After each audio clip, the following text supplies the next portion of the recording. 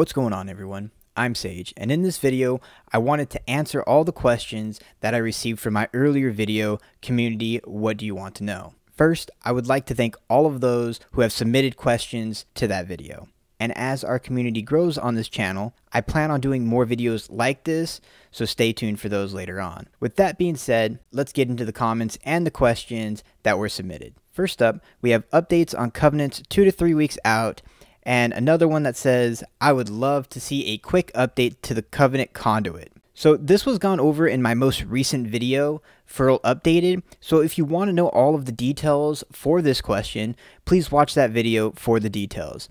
If I were to give out a short overview of the updates without the rest of the details, that might give the wrong impression because of the soulbinds that received increases or decreases are not the same, meaning as one is better than the other, because some received buffs and some received nerfs. However, the power level of them are different depending on the covenant that you take. So I don't want to get anybody to have the missed idea of which one is better by me just giving an overview of saying, oh, this covenant was buffed during this last build, or this is the update where this was buffed and this was nerfed. So if you would like to see all the details on that information, please go watch that video so that you'll have the answers to those questions. The next question that I received is there any professions for world PvP? In my opinion, this question has always really been the same answer, and that is engineering, because it's the only profession that really gives you anything unique that you can use on enemies and in world PvP.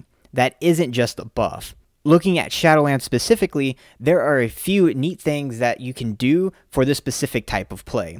A few of these items are Damage Retaliator, permanently attaches a techno-magical magnetic flux array to your belt that when you activate suspends several small-bladed weapons around you, causing anyone who attacks you to take damage. This is pretty much giving any class thorns in a PvP environment, which would be great for world PvP as well, so that you can throw this on your belt as an enchantment as an engineer, press it, you got thorns, which not only will help you kill your enemies if they are dumb enough to attack you, but it'll also prevent them from attacking you, or it should anyway. If you have swords flying around you, it should prevent somebody from hitting you, or they're just going to damage themselves through it. You can also have Electro Jump, which is another belt attachment that allows anyone to blink in a random direction, which could be great to not only get away, but also to get out so that you can use a charge or dodge an ability from another player. So like if a mage throws Blizzard down or Meteor down, then you can use this ability to pretty much just get out of the area that they're going to do it, because you know you'll blink out of that area, and then you can get right back into damaging whoever you're fighting in a PvP environment. Or if you need to just hightail it and run, you can use it as a blink just to get in any direction because it's random, just to get out of there. There is another belt enchantment that allows you to do invisibility, but you have to be out of combat for that, so it's not going to really fit into the PvP, world PvP question. The next one I found to be very interesting, which is Momentum Redistributor Boots, which makes enemies share your fall damage, so you could drop from high above them and get a decent chunk of their health from entry and then open up and finish them off. So as a druid myself, I would be in flight form, just dangling right above them, you know, where I know I'm going to take a decent amount of fall damage, fall right on top of them, and then that gives a big burst because they're going to share a significant portion of the damage I would have taken.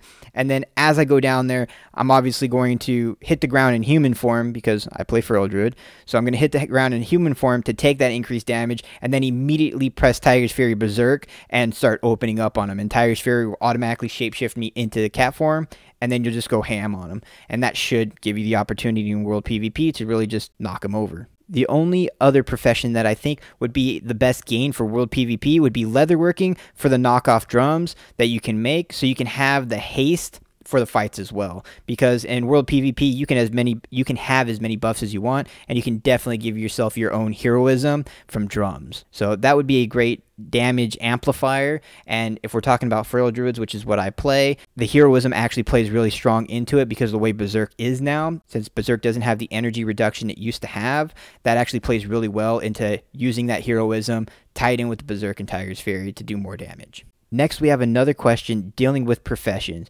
which is professions and how they impact Furl would be great. I had a legendary video go out a little while ago that touches on this topic, but I will give an overview in order to answer this question. So in Shadowlands, we will be making legendaries, and most will want their armor proficiency type. However, in that video, and what I still recommend, is starting with jewel crafting first. The reason is because the main legendary that we will want to get is Cat Eye Curio, which drops from the dungeon Spires of Ascension, and this legendary can be placed on rings or on a neck item. This is probably the best overall situations legendary and is also available and grindable from day one because it comes from the first boss in Spires instead of a raid boss. So obtaining jewel crafting for this first legendary is highly recommended. Also, another legendary called Circle of Life and Death will be obtained from the raid, and this is going to be placed on a finger. And the great thing about having multiple legendaries on rings, you'll have to craft several ring Lego base items in order to get to the next rank, and this will allow you to use more of those for yourself. Also, being able to place your best secondary stats on an item that will eventually be your highest item level is always a great way to make sure that your stats are the way you want. Having 2 rings with legendary powers on them will also allow you to wear both of these later in the expansion when you can wear more than one legendary. So all in all, I would say jewel crafting to start, and then convert to leatherworking for the Predator legendary that can be crafted on the shoulders, or just have an alt that can make leather shoulders for you and keep jewel crafting for the gym bonuses. I hope this helps answer your question. If you want to see that legendary video, which shows what I will be doing in the Shadowlands, it will be linked in the description below. In that video, the legendary crafting reagent Soul Ash has been increased in the amount needed, but that is the only real change, and the way I'm going to go about obtaining my legendaries inside that video is still the same. I'm still going to be doing the same exact format, so even if some of the reagent numbers have changed, I'm still going to be going about it the same exact way, and you can definitely follow suit, especially if you play Feral Druid. The next question is much more specific, and that is, I want to know how the Glimpse Lego works. It casts every 45 seconds, but how does it count it? If it resets on every pull, it might happen that it never goes off if the pulls are under 45 seconds long. That would ruin a very fun legendary. So for the answer to this question, let's take a look at the legendary in question, which states, every 45 seconds while in combat, cast a spell based on your form.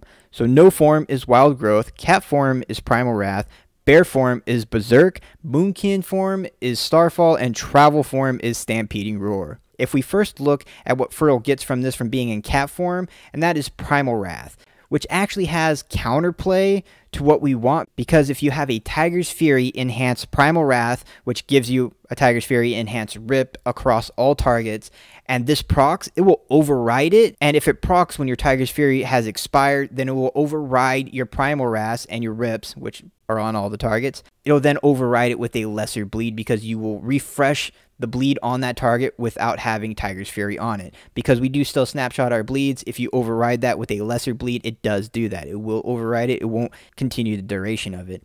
So having this randomly proc is not actually very good for Feral Druids in the slightest, I would say, because of the way we work with it. I have tested this legendary before, but for this answer, I gave it another go in some dungeons to see what the results, and the results definitely speak for themselves. So if we look at the detailed breakdown, which is from overall damage from that dungeon, we will see that Lycera's Fleeting Glimpse only procced 14 times in total. In this instance, it was 14 Primal Wraths, which is almost impossible to know if it procced while another Primal Wrath was active on the target already, or if it was a fresh AoE rip on all the targets. And you can't even separate the amount of damage it actually did comparative to what your actual rips and Primal Wrath did, because it's just proccing that exact ability, which just goes into the overall damage of that ability. The actual procs itself and how you track it is that Lycera's Fleeting Glimpse will actually give you a buff that gives you a countdown to know when you're going to get that free use of an ability, so that you can actually be in the form that you want the ability of before it procs off. Definitely highly recommend having a weak order for that ability, because it will be essential if you do utilize this legendary. However, the main problem with this ability is that you do have to be in combat for the timer to start. And the timer does absolutely reset if you leave combat. So in order to get the most out of this ability, you will have to have a tank that chain pulls, or you will have to find a way to keep yourself in combat in order to keep the timer ticking down to the proc. However, waiting in a fight for 45 seconds for a damage ability to proc is going to be a very minor damage increase, because a lot of the times, especially in AoE packs, which we get an AoE ability from, the pack will more than likely start to die. And at that point, you're going to even lose more damage on casting an AoE ability while things are dying, because then you'll have less and less targets to actually apply that AoE damage to. So you need to take that into consideration when talking about this legendary. And then if you also take in the damage that it does compared to the other legendaries we have at our disposal, this legendary just really does not compete with the capabilities of what the other legendaries do. Because if we take Cata Kyrian, for example, which doesn't actually give us any actual damage from the legendary itself, it's not giving us those abilities by itself. What it's doing, it's giving us energy and energy regeneration, and that allows us to do more damage and press more abilities throughout the entire fight, and not once every 45 seconds. So I would agree that this legendary had potential to be very interesting, especially if we had more frequent uses of Starfall added to our damage in AoE.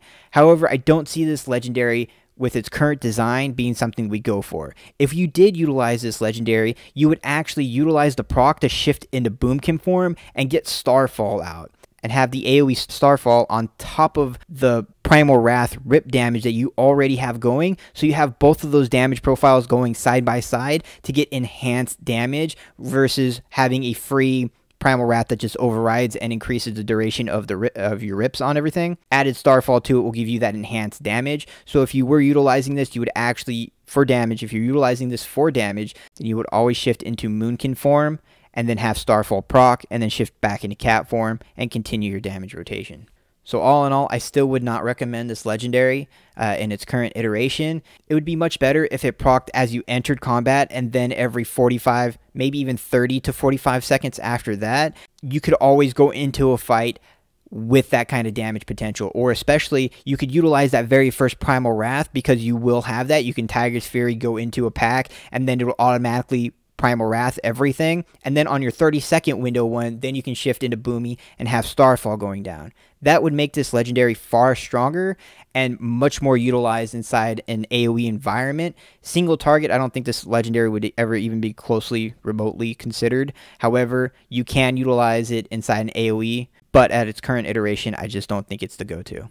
Alright, on to the next questions. The next questions that I received are all pretty much the same thing, and that is questions about rating and Mythic Plus for the Feral Druid. I will be doing a full video on the Mythic Plus Feral Druid here shortly. However, I will give my opinion to answer these questions. Now, when I answer these questions, I will be giving an overview of my opinion, because I will be going in depth on these at a later date, because I feel like these questions take far more information to actually answer correctly and more appropriately, so that you guys know exactly what you're facing when you're going into these. However, this will give you the general assumption and my opinion of what I have accumulated over the Shadowlands beta. So let's start with the more specific parts of these questions, where one individual asked, is energy finishing quickly or not? I understand how this can become a concern, because there have been many opinions of Feral not having enough energy to do anything, and that is what's killing its damage. I had some of these opinions very early on while testing, but that was when I didn't have all the pieces at the start. So baseline, yes, Feral will very quickly run out of energy,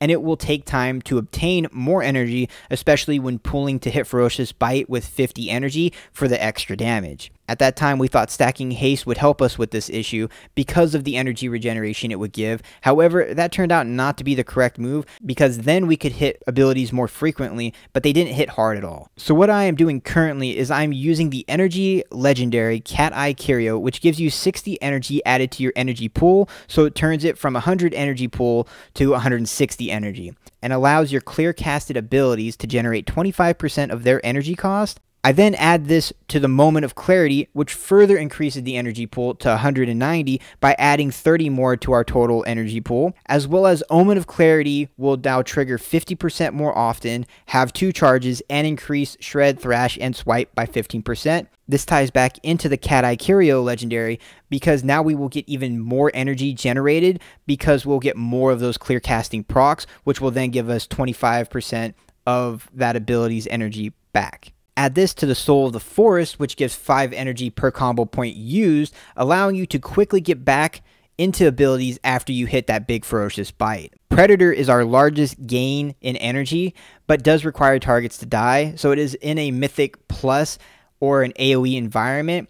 And with the added energy pool, you do not waste any energy that you obtain from the Tiger's Fury resets by overcapping, because now you have 190 energy as your energy pool, and that all comes with the entire setup we just mentioned. So after you add these to your build, the answer is no. Energy is not a problem with this build. So far, this has pretty much been my go-to build in dungeons, and as everyone can see from all of my previous videos, I do pretty decent in them, even when up against the overtuned classes. Currently on beta, my character only has 5% haste, and before I had this gear, it was actually only at 1%, because it's not how I acquire my energy in fights. So I hope this answers the first part to the question. I personally have a ton of haste on my gear entering into Shadowlands, but once I start getting more gear and obtaining the energy legendary, I will quickly change the secondary stats that I have to be more mastery crit focused till mastery gets to its second bracket of diminishing returns, and then I will switch it to crit verse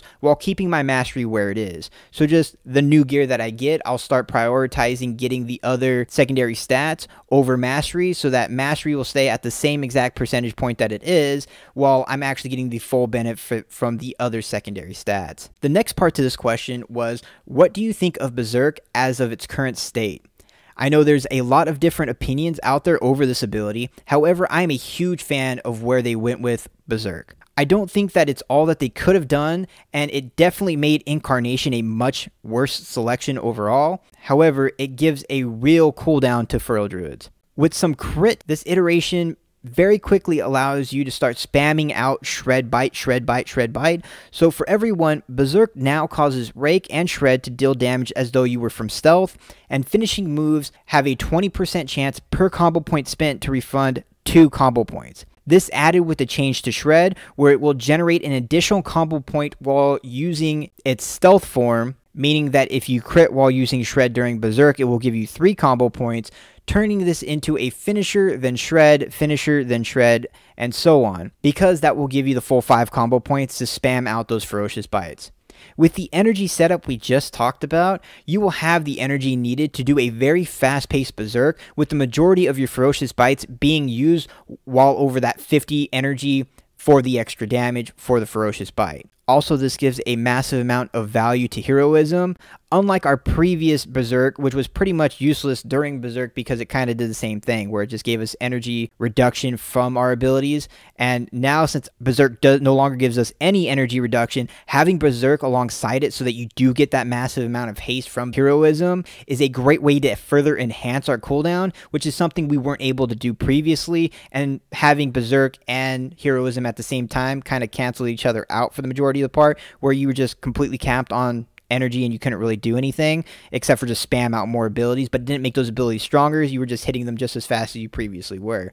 And this now makes them much stronger and allows you to spam out more finishers while having a massive amount of energy during heroism. So all in all, I do like the changes that they did to Berserk, and I think that they will play in our favor very well in this expansion. I have heard individuals not liking the current way that Berserk functions, especially in a PvP setting, and I do understand why, and it's because they run out of energy very quickly, so that they're still pulling up that energy to use it on Ferocious Bite, which doesn't feel very good when you're inside a PvP scenario trying to get burst damage out, and you're not really feeling like you're berserking when you're doing that. I 100% understand that. I do think that with the energy comp that we were just talking about, this will actually give a huge burst value to that, so I would recommend people that are talking about that burst value from Berserk not being there because of the energy to try to go with the energy comp build that we were mentioning and see how it feels for them doing that as well. Now on to the much larger questions of how will Ferals do in raids and in Mythic Plus.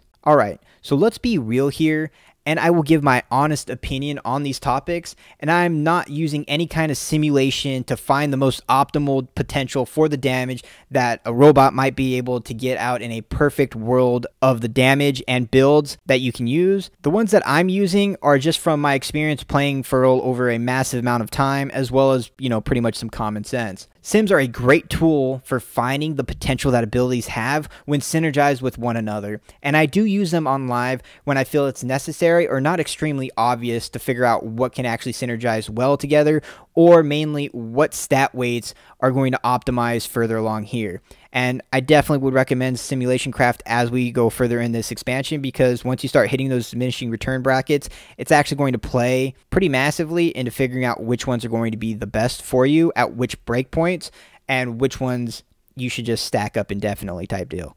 So I do recommend simulations. However, I don't use them in any of the beta testing I've done. So keep that in mind as we go over this. So first, let's get the elephant out of the room. And that is the logs from beta raid testing that have been passed around. And I know everybody has pretty much seen them. They've been plastered about, and I really dislike it, to be honest, because logs, especially beta logs, are massively inaccurate for the most part. And the reason why they're inaccurate is because every single week, not only did we receive a massive amount of changes to everybody's damage profile on a very weekly basis, but on top of that is logs are generated from all of the players that have actually logged and placed that information on Warcraft logs. And then it will do an average of those damage profiles and see what the damage ranking of them are. And if you're watching this video, you already know that Feral Druids inside a raiding environment is massively underrepresented. So the average that you're going to get from a Feral Druid is going to be probably from maybe the 2 Feral Druids that actually raid tested inside the Shadowlands beta.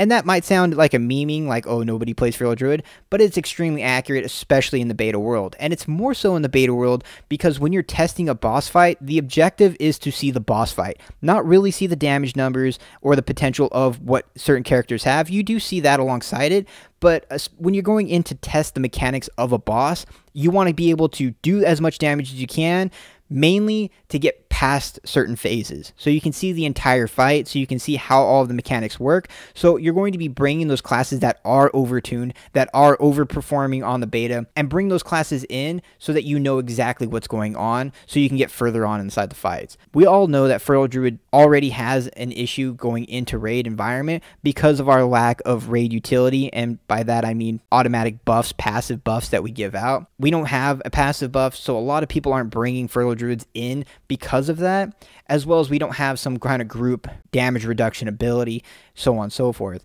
We do have a battle res, but so does a ton of other classes. We have 3 classes in total that bring it, and multiple specs that can bring that, as well as you got an engineering battle res as well. So as far as what Feral Druid brings inside a raid, we're bringing the Stampeding Roar, and there's not a lot of people that are testing with those because it's not the optimized way to do a raid test. And that comes down to plain, simple, and dry, is that we don't have something to bring to that raid that will enhance the testing of that raid, especially in beta. So the logs themselves are completely skewed, and at this point in time, they're especially invalid because of all the changes and adjustments they've done to everybody's damage profiles. Even Feral Druids have actually gotten some damage increases recently, but very low sample size from the Feral Druid on those beta logs. I prefer people not to look at the logs, but I know a lot of people like to look at the numbers and gauge that out because you want to make the best decision when you're going to Shadowlands if you're up in the air about choosing a main. However, for me, I've played Feral Druid for a very long time. I've played Druid the entire time I've played World of Warcraft because it was my very first character I created, and I played it before that back in D&D. So I will be playing Druid, and I will be playing Feral Druid inside Shadowlands, but that's me, and that's not everybody. And I understand some people want to go with the flavor of the month, or they want to make sure that they can at least get that slot inside the raid without feeling like they're forcing something upon the group that they don't want to. I do understand it. It's something we still have to work through as a Feral Druid, though. So let's start getting to some of the juicy questions about Feral Druid and raiding. All right. Are we going to be the lowest DPS in Shadowlands? Huge question, right?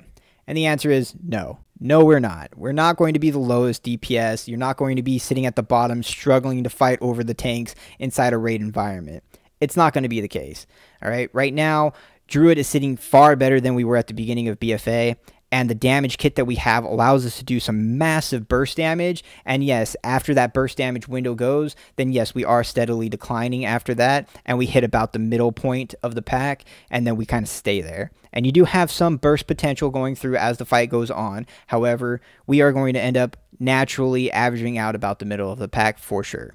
All right. And there are actually several classes that are fairly tuned very close together when you actually have them over a large span of fight that are pretty much in the same area. And that's where Feral is going to be sitting along with those other classes. And then you have 1 or 2, actually about 3 classes that are sitting much higher above that. Some of those classes did just receive some slight adjustments, so we'll see. However, most of the classes are generally around the same actual area. The next one is, are we going to be at the top of the meter? We pretty much just went over this. No, we're not going to be at the top of the meter either. You know, Feral Druid's going to be about a middle of the pack, at least at the start of the expansion right here, which is not a bad place for Feral Druids because we can scale better as time goes on and we get more crit and more gear. Those things do play into Feral Druid because that's just the way our class works. If we have more crit, we'll do more damage because we'll have more combo points and more big ferocious bites, which will then push us a little bit ahead as we scale up inside the expansion and get more gear. Then those things will start to even themselves out a little bit more as we move on.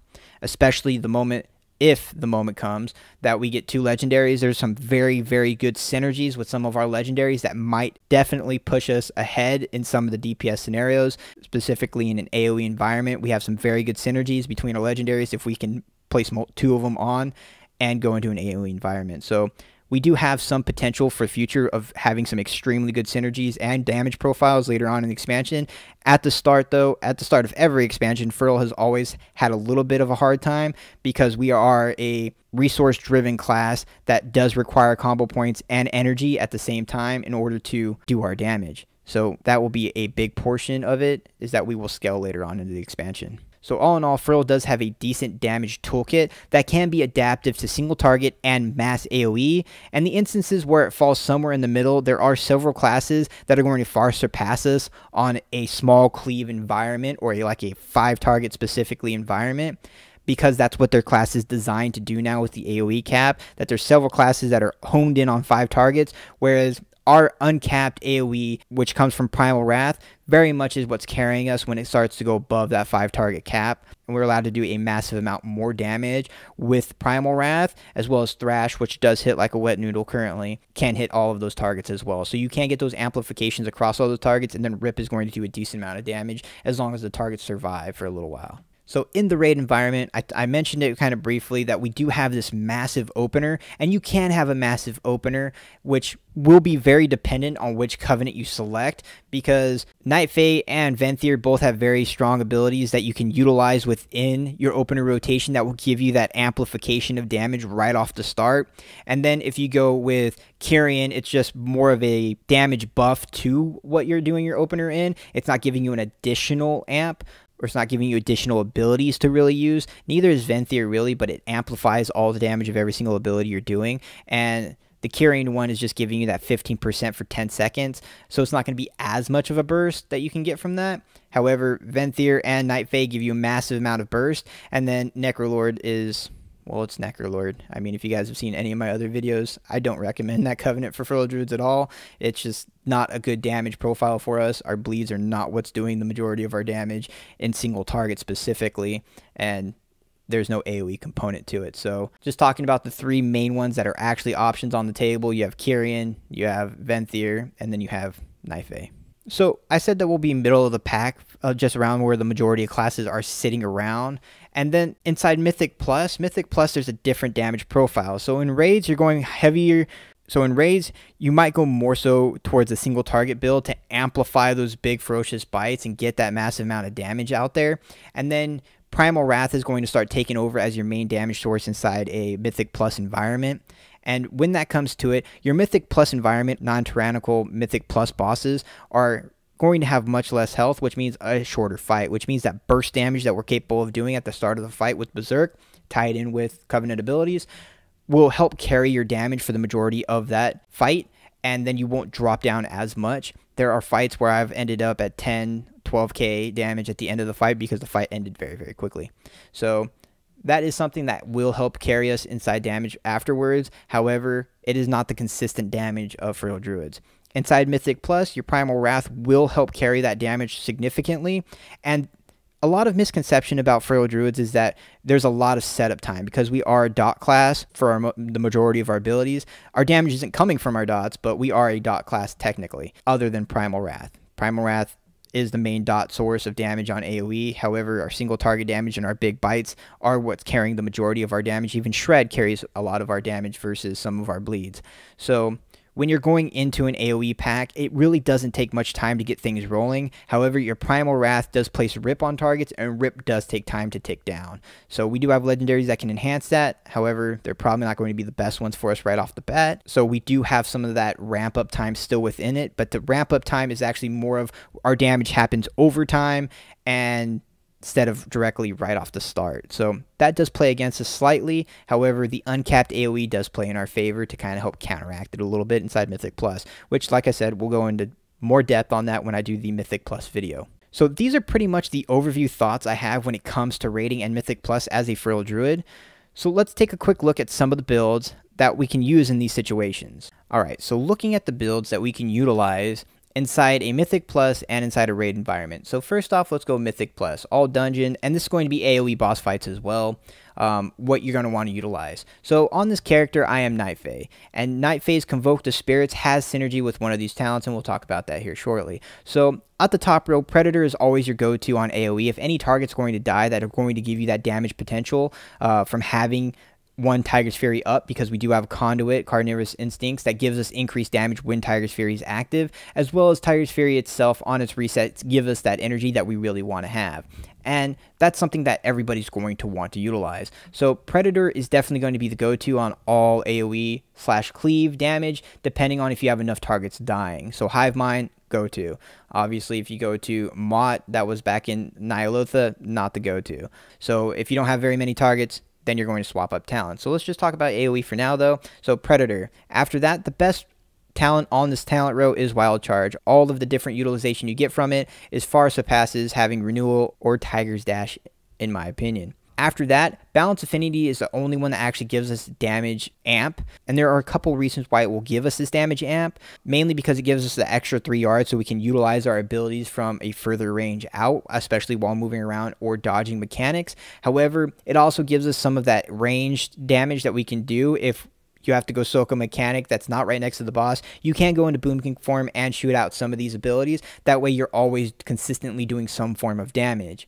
Now, this Balance Affinity also plays into Heart of the Wild, and you can pop Heart of the Wild every 5 minutes so that you can utilize the Balance Affinity's damage potential at an increased value. Now, would I recommend this as an actual damage profile for Feral Druids? No. The reason why you would want to select Balance Affinity and Heart of the Wild is only if you're really Night Fae. Now, Balance Affinity for all Feral Druids, but Heart of the Wild, the only reason why I would select Heart of the Wild is if you're Night Fae, because if you activate Heart of the Wild while having the Balance Affinity and press Convoke, it will do a massive amount of Boomkin damage during that Convoke that also gives you Starfall, as well as dots such as the Moonfire on multiple targets and Sunfire on multiple targets, and then you already have your actual damage up. So what you would do, you'd go into a pack, you throw up all your bleeds, you throw your Thrash, throw your Primal Wrath up there, you'd have Rake on one target because that's part of your opener, and then right after that, you would press Heart of the Wild, which shifts you into Boomy automatically because you're Balance Affinity, and then you press Convoke while being away from the target slightly, because if you're too close to the targets, it will sit there and spam Thrash, and you don't want that. So you'll step away from the targets, you'll cast this, and it will shoot a whole bunch of balance spells within 4 seconds, because it's supposed to do anywhere from 7 to 8, but it does 12 spells in total of your current form abilities. So it'll give you all of that damage on top of what you already have on the target, because you already have Rip and Thrash on all of those targets, and then you'll have Sunfire, Moonfire, and Starfall on top of all of that, which gives you a very good damage AoE profile, which is definitely something that's still inside the game. It's still a synergy that's going to happen. It's definitely going to be there for Shadowlands, but it's only worthwhile taking Heart of the Wild, in my opinion, if you have Convoke. If you don't have Convoke, shifting into Heart of the Wild would have to be a very niche situation where you can't touch a boss for whatever reason, or you can't touch a pack for whatever reason. Next up, Soul of the Forest. Soul of the Forest is still, in my opinion, reigning king right now over this talent row. Savage Roar still has the same issues where it takes time to set up and energy to set up, and at the beginning it's not the optimal way to spend energy. And then Incarnation was damn near gutted from what they did with Berserk, which we've talked about here previously slightly. It took all the damage potential out of Incarnation and pretty much just it added 10 seconds to Berserk, which does give you a decent amount of damage because you're allowed to use Berserk for 10 more seconds. But then it reduces your cat form abilities by 20%, and that's pretty much it. So there's not a lot to be gained from there except for those 10 seconds of Berserk, which is some damage, but it's not enough to pick over the other two abilities currently, in my opinion. The next one, by far, Primal Wrath beats out everything. Scent of Blood is 100% dead talent, and it's even more dead inside Shadowlands because it's AoE capped. Brutal Slash, same deal. It is AoE capped, and so it's not going to be the go-to. Even for burst, it's not really a bursty ability. It doesn't do a massive amount of damage. So Primal Wrath is going to be the go-to currently in all AoE situations, even cleave situations. I would say it's still probably going to be the go-to for multi-dotting. And then Brutal Slash will come in when we do single target. On the bottom row here, I go with Moment of Clarity because of what I mentioned above. I go with that energy build where I get to utilize this, as well as the additional damage for AoE from Thrash and Swipe is very strong inside an AoE environment because of the 15% you get from Swipe. And you are going to be Swipe spamming quite often because once you have all your bleeds up, then that's what you're doing for your combo points when you have a decent amount of targets. Blood Talons on this row would definitely play into it. I think that this will be something we'll gradually get to. At the start, I'm definitely going to go for the energy build, and then later on, I'm definitely planning on moving over to the Blood Talons build, depending on how damage actually goes out. Once we get more gear and we're actually hitting some of the marks on crit that we want to, where we're steadily getting more of the crit amps to give us additional combo points, and energy is being maxed out more and more, then you can actually get rid of the Moment of Clarity proc and go with just the energy legendary to carry your energy in that way. And then Blood Talons will give you that additional damage amp to your finishers, because your finishers are definitely doing more damage than your Swipe, Shred, and Thrash are. So you do want to amplify those. I don't like the current iteration of Blood Talons. I much prefer our previous version that we had back inside 8.3 and previously. However, I understand people's issues with it. The new Blood Talons, it's not hard to proc. It does take a little bit of planning it out when you do it. However, it's not giving you the energy that you really want at the beginning. So I definitely lean towards Moment of Clarity more often than not. So that's kind of the AoE framework for everything here. It's very basic. It's almost hardly not changed from what we do on BFA currently, except for utilizing Moment of Clarity, and Heart of the Wild's obviously brand new.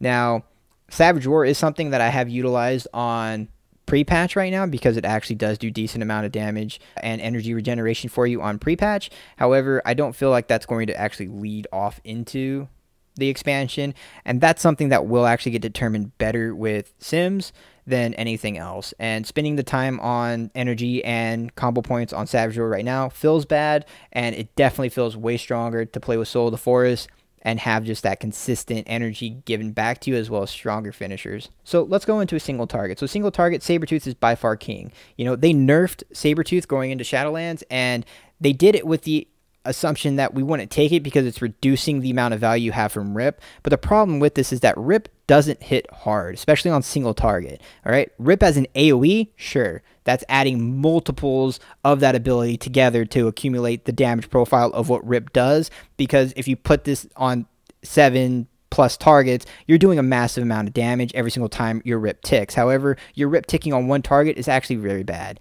and it's not anywhere near the main source of damage. Rip on average is 10% or less of the overall damage single target. And so them reducing this so that you actually have to reapply Rip is actually just more of a damage hurt for us than anything.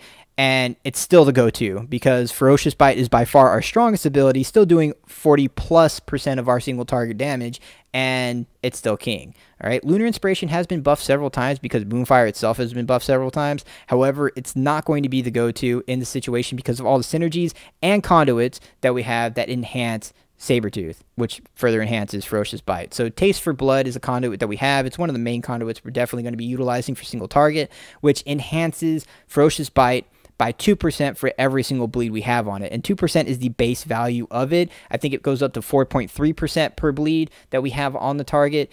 And normally you have 3 bleeds on the target with Rake, Rip, and Thrash. And this will just do a massive amount of damage in total. So Sabretooth is definitely going to be our go-to here. Wild Charge, still the same thing.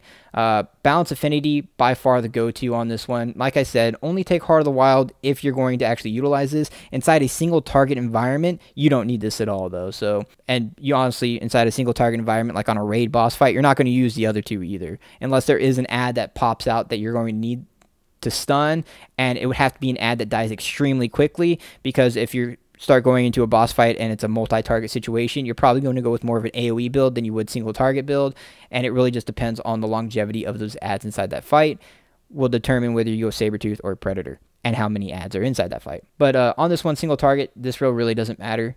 Heart of the Wild is something you can take just to have that additional amp if you need it. And if you know that you're going to need a big healing phase too, if you're night phase and you have a big healing phase, you can actually use that as utility. Go Resto Affinity, Heart of the Wild, and use your Convoke while Heart of the Wild is active for a big AoE heal to the group, which is definitely a potential utility for Feral Druids going into raids. And I've mentioned that before in some of my other videos. I definitely think that that's something that a lot of people don't look at. It's also something that most Feral Druids don't want to have to do because it takes away our damage, right? Convoke is something we want to be able to use for just purely damage. On the next one, for single target, still going to go with Soul of the Forest. Sabretooth might actually come out in this one because when you're doing single target, it's a lot easier to get this rolling and keep it up while doing single target. I still think Soul of the Forest is going to be the go-to for the time being, and then Savage Roar might definitely play its role inside single target later on. On the next row, Brutal Slash is the only one that's really going to play anything inside a single target environment, and that's because Scent of Blood doesn't do anything for single target because Thrash enhances Swipe, which you don't use either one of them really single target. You will use Thrash as an amplifier dot, but it's not for its damage. It's just because you'll get the increased damage from Taste for Blood on your Ferocious Bites. And then Primal Wrath has no AoE, no single target application to it, so Brutal Slash is going to be your go-to, and the reason why it's going to be your go-to is, once again, it only has a 25 energy cost. It's a very cheap way to get combo points. However, you do not want to use this when you're utilizing Berserk, because the way Berserk and Shred works, like we talked about previously, Shred is what is going to give you those 3 combo points. Brutal Slash is not. So at the opener, when you're utilizing Berserk, you're not going to be using Brutal Slash. You'll only use Brutal Slash once your burst window through Berserk is over, and then you don't have the energy, or you don't have enough energy for something, you're going to use Brutal Slash instead to finish off those combo points. On the bottom one right here, on this bottom row, I do like Moment of Clarity. However, Blood Talons is probably going to be the main go-to, especially since you're going to be able to keep up your rip for longer. So if you have a Blood Talons Tigered Fury rip on the target, you will get enhanced damage from that, even though rip itself doesn't do a massive amount of damage. 30% more on top of being able to keep it up for a long period of time without having to press the ability does give value to having Blood Talons on your rip. And then obviously it's going to enhance all of your Ferocious Bites in the same way. However, Fertile Frenzy does actually come into play. It is a very strong ability. It does do a decent amount of damage now. They have amped it up from what it used to be, and it does award 5 combo points. And there are certain fights in dungeons and inside the raid where you're going to have these moments where you can get out more damage, higher damaging phases, or that it's a priority target that you need to take down and you need to take it down quickly. Fertile Frenzy can definitely come into play for that. It is on a 45-second cooldown, which kind of sucks.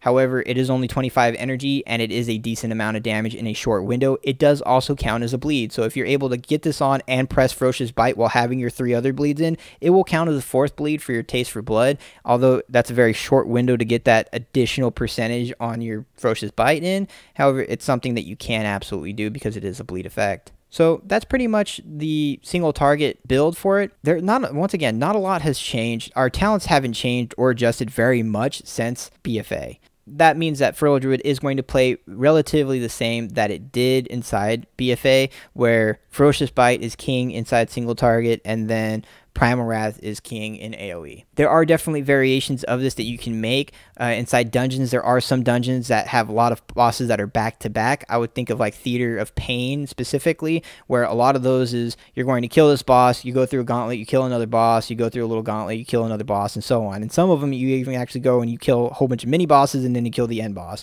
And then at the end you kill a boss, and then you go directly to the last boss. Things like that. Sabretooth actually might come into play more than Predator would, depending on how you want to prioritize your damage on that party.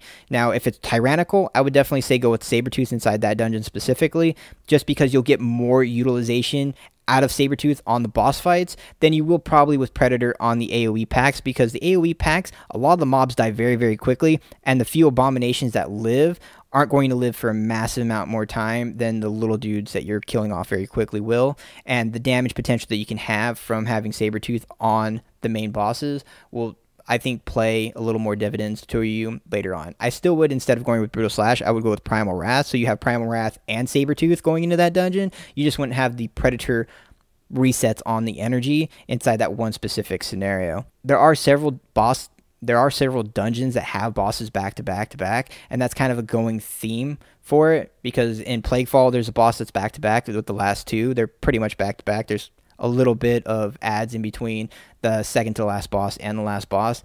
However, then you also have bosses like Spires of Ascension, where you kill that boss and you literally fly up to the last boss. There's 3 adds in the last boss. Even in Necrotic Wake, on the very last boss, or on the second to last boss, you teleport right up to the last boss and you start fighting them. So there's a lot of situations where you're going to be boss, and boss, or mini boss, and boss, so on and so forth, that a hybrid build between single target and AoE damage might come into play and might actually benefit you more than playing with Predator. This information will be gone over even more in depth when I go over the Mythic Plus guide, and that will be later on. So this is as basic of an overview as it gets, in my opinion, so make sure to stay in tuned for the Mythic Plus deep dive video for Feral Druids, which will go further in depth on these builds and the synergies that can be made to get more damage and utility out of our kit in a Mythic Plus group. Once again, thank you all for the questions, and I hope that these answers met your standards. And if you have follow-up questions, feel free to ask. Also, if you have anything that you disagree with me in and you want to talk about it or you want to give your opinion on it, feel free to give your opinion on that as well. I love talking about Feral Druids, and I am not correct on everything that I say all the time. I've just played Feral Druid a lot, and I try to get the best information I can out to you guys. So with that being said, I can learn how to play better just like everybody else can learn how to play better. So if you know something or a synergy or a way to play that I'm not grasping or seeing, especially when it comes to stats and stat weights with the new Feral Druid build, feel free to tell me what your opinion is and how you believe it should run. I would love to be able to see other Feral Druids in action and how they think that all of this should work out. And you know, I love learning about Feral Druid. It's the class I play. So by all means, let's grow better in Feral Druid community. There aren't a massive amount of us, but we can definitely rocket this expansion. And I would love to see Feral Druids make more of an appearance, and I want to be able to get that opinion across when I do this next video. So if you do like this video and the content that I'm doing, please like and subscribe to the channel.